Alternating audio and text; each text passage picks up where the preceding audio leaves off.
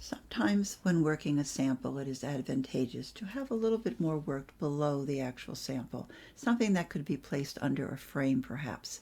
This piece was worked in half stitch. Therefore, all of the pairs below have one bobbin twisted over the other. This bobbin is twisted over this one. To begin the plait, so that we can work these threads together, you want to do a cross, twist, cross at the top. Every plait begins with a cloth stitch. So it's cross, twist, cross. Then the secret is to tension it. By tensioning it, you pull on the outside threads and the inside threads until they're right up against the pin.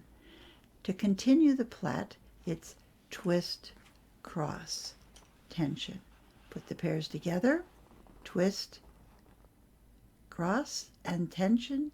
Pull the top and then the bottom, the outside and the inside. Twist, cross. Put the pairs together, outside, inside, outside, inside.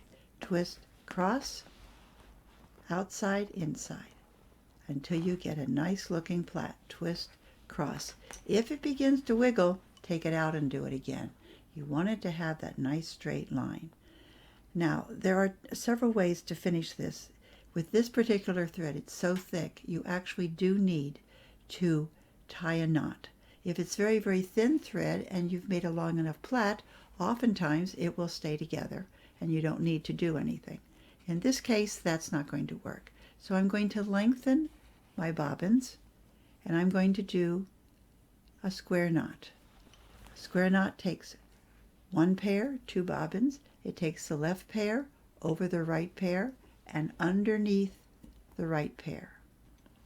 It pulls it through the loop, takes the knot as close to the body of what you just worked, and tightens it.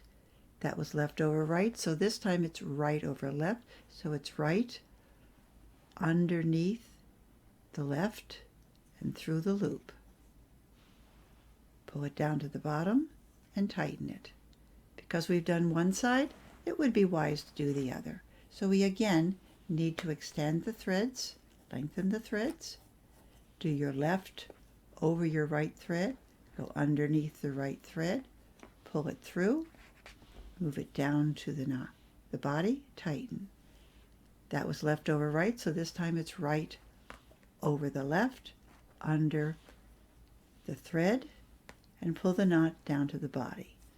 That's plait number one. Plait number two takes the next two pairs. They are also twisted, but the first thing you did was a cloth stitch. So it's cross, twist, cross, and then tension. Now twist, cross, tension. Twist, cross, tension.